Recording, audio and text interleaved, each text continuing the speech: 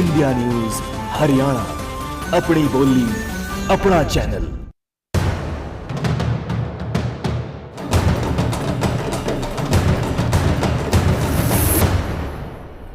मैंने अपना घर भी देखिए, अपने अंदर जाके मैनिफेस्टो बनाया।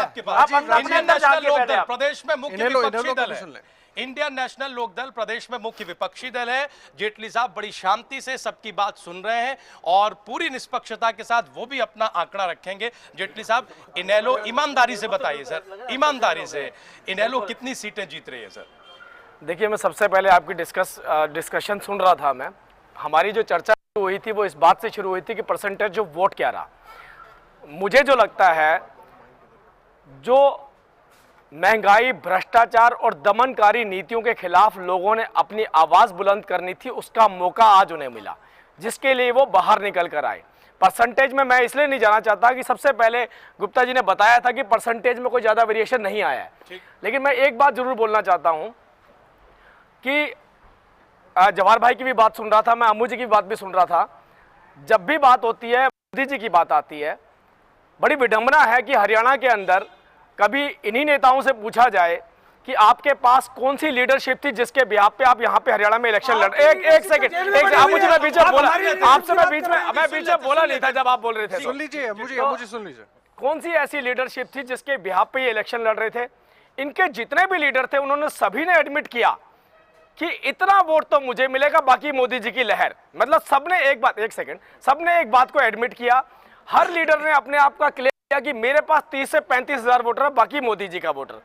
तो इस तरीके का इन्होंने चुनाव लड़ा। लेकिन जब जमीनी हकीकत पे जाके देखा, जो हवा चल रही थी अभी तक, वो हवा धीरे धीरे चुनाव आते आते वो हवा जो है धीरे धीरे कम होने लगी। क्योंकि जब वोटर बाहर निकला, वोटर ने लीडर को देखा, उसे रिकॉग्नाइज किया। जब उसने रिकॉग्नाइज किया कि पिछली बार मैंने इसे ही वोट दिया था, लेकिन कांग्रेस में दिया था, इस बार मुझे वोट देना पड़ रहा है इसको भाजपा में, तब उसने ग्राउंड रियलिटी जानी और ग्राउंड रियलिटी जान के उसने अपना माइंड बनाया।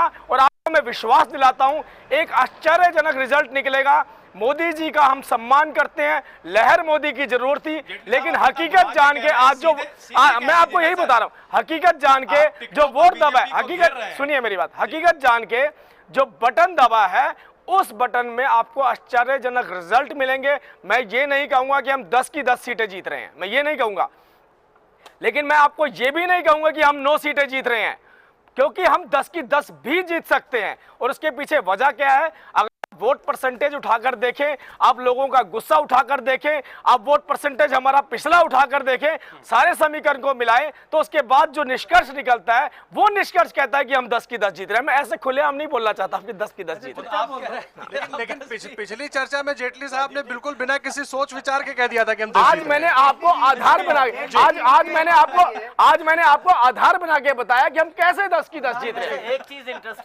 चीज इंटरेस्टिंग है कि भारतीय जनता पार्टी के नेता बोल रहे हैं कि नतीजे जो होंगे वो चौंकाने वाले होंगे। यही बोला अम्मू जी ने? बिल्कुल चौंकाने वाले होंगे। नहीं, सुपड़ा साफ हो गया। यस, उनका बोला है कि सुपड़ा साफ होगा। और जेटली जी ने बोला कि नतीजे चौंकाने वाले होंगे। तो ये दो पार्टियां, बचा कौन? आम आदमी पार्टी। आम आदमी पार्टी से रमजान चौधरी साहब हमारे साथ है।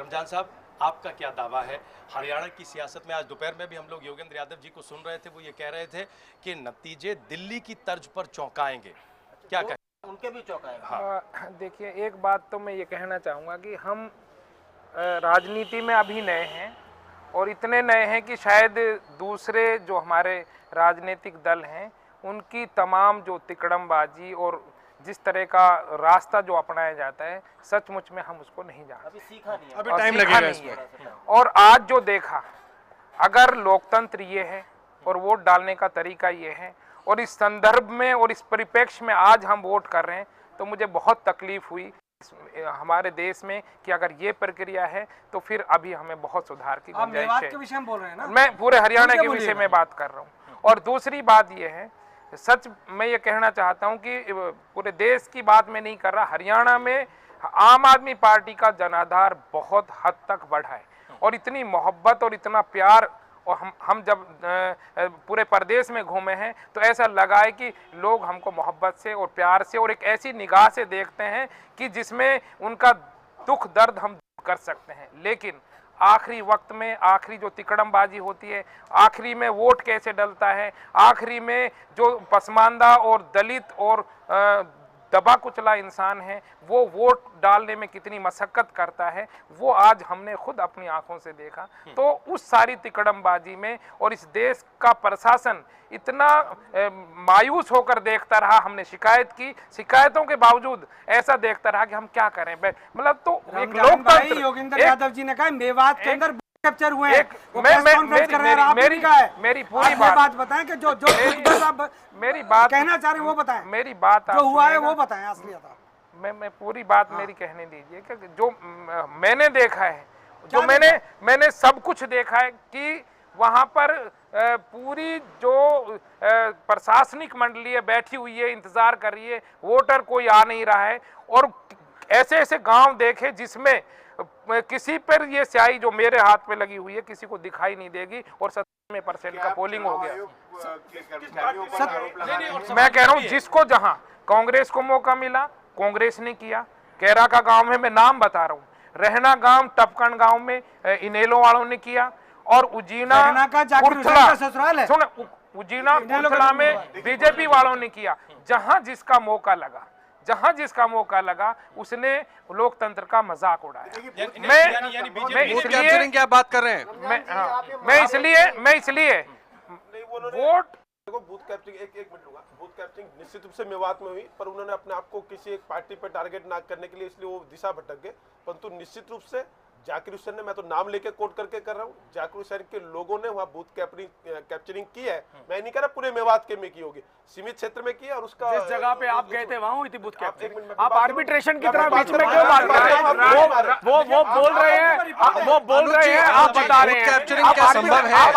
आप आर्बिट्रेशन मत कीजिए, आर्बिट्रेशन की जिम्मेदारी उनकी है, आप अपनी बात जो आपने रखनी है। जिस पार्टी को मौका मिला, मैं नाम कोट कर रहा हूँ, इंडरी में, आटा में और कुर्थला में बीजेपी ने किया। 97% वोट हो गई क्या? जहां पर 97% होगी, इनेलो वालों करेंगे को आप? मौका मिला केवल उन्होंने कहने खूब के लिए नहीं गुंडागर्दी कहना। की है। आप और 97% मैं वोट बिल्कुल, करेंगे क्या? अगर मैं निष्पक्ष होकर नहीं बता रहा हूं तो मैं जानता हूं कि इसमें सच्चाई क्या है। लेकिन जहां जिसको मौका मिला है, अगर पार्टियां इस तरह से करती हैं तो मुझे जो उम्मीद आम आदमी पार्टी जगा रहा है देश को, शायद वो अभी उसमें और वक्त लगेगा। रमजान जी, अनुज जी को सुन लीजिए, अनुज जी को सुन जब लीजिए। सील लगा के होता था तब कोई एक बात अलग थी, मगर जब मशीनें हैं और जब केंद्रीय सुरक्षा बल हर बूथ पर लगे हुए हों, क्या आपको लगता है तब भी बूथ कैप्चरिंग हो सकती है? देखिए तीन खामियां मैंने वहां देखी। एक तो मेरी बात अगर सुना जाए, तीन खामियां प्रशासन की तरफ से इनिशियल स्टेज पर जहां मशीनें रखी हुई थी वहां कोई पर्दा लगा नहीं था।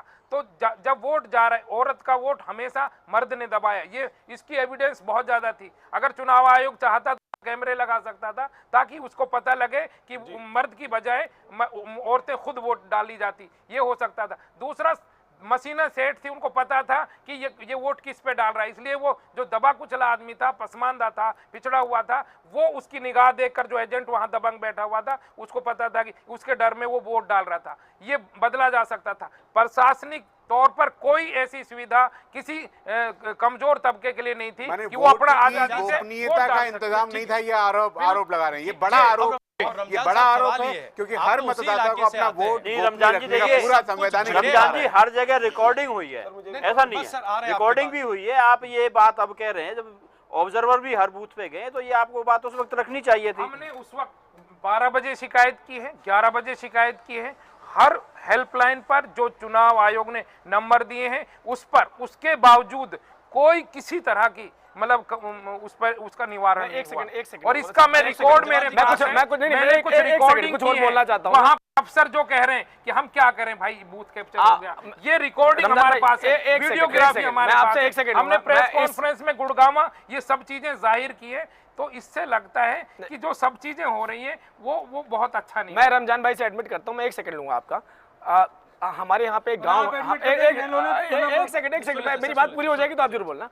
मैं बोलना चाहता हूं कि मैं इतनी जल्दी विश्वास नहीं करता कि बूथ कैप्चरिंग होती है, क्योंकि आज मेरे किसी कार्यकर्ता ने मुझे फ़ोन मिला के बोला कि भारतीय जनता पार्टी वाले गांव में ढोल बजा के अंदर अपने वोट डाल रहे हैं। मैंने कमिश्नर को फोन किया, मेरे पास रिकॉर्डिंग है उसकी, मैंने उनको बोला कि वहां पे भारतीय जनता पार्टी वालों ने बकायदा दरवाजा बंद करके ढोल बजाया और अंदर वोट डाल रहे हो, किसी को अंदर एंटर नहीं करने दे रहे। बिल्कुल। और कमिश्नर को फोन किया मैंने, मेरे पास टाइमिंग भी है, मेरे पास रिकॉर्डिंग भी है, लेकिन मैं फिर भी नहीं कहता जब तक मैं प्रूफ ना ले लूं। मैं जवाहर जी की तरह हवा में बातें नहीं करता, ना मैं उकसाता हूं किसी को कि आप बोलो कि किसने कैप्चरिंग करी। और आप लोगों से मुझे प्रमाण पत्र की आवश्यकता नहीं, खासकर मुझे आवश्यकता नहीं है।